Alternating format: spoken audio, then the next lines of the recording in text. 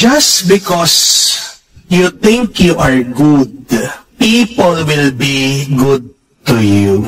Hindi dahil ikaw ay mabuti, magiging mabuti na rin ang ibang tao sa'yo. Hindi rin dahil mabait ka, magiging mabait din ang iba sa'yo. Amen? And this is the sad reality. We try to be good to others, and yet people are ungrateful. We try our best. We sacrifice. We help others. And yet other people are not willing to sacrifice for us. Some people will not help us when we are also in need. Minsan, ikaw na nga ang tumutulong. Wala pang pasalamat ang ibang tao sa'yo. Ikaw na nga ang nagmamagandang loob. Wala pang utang na loob ang ibang tao sa ginawa mo. Kahit na nagmahal ka, sasaktan at sasaktan ka pa rin ng iba. Kaya nga po, huwag niyong iisipin na dahil tapat kayo sa inyong asawa, na hindi ka na niya lolokohin.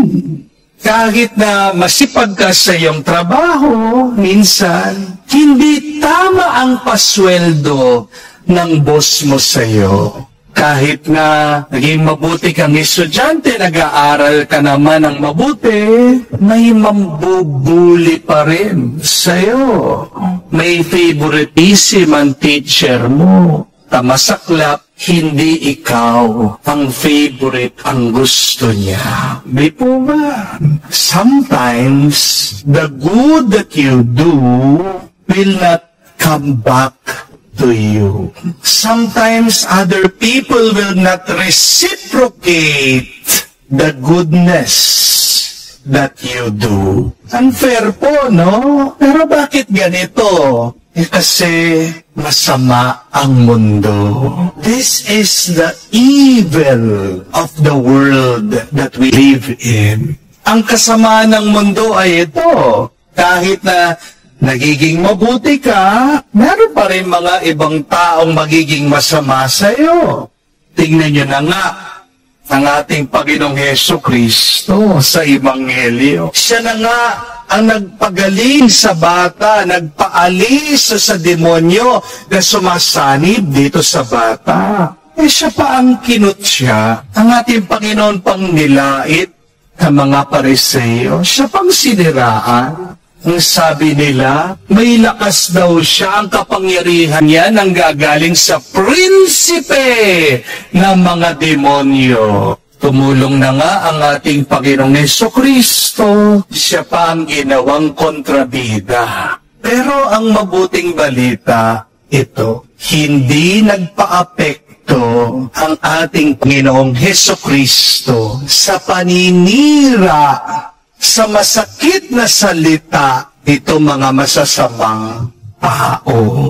Kahit na hindi siya pinasalamatan sa ginawa niyang kabutihan, pinagpatuloy pa rin daw niya yung kanyang misyon.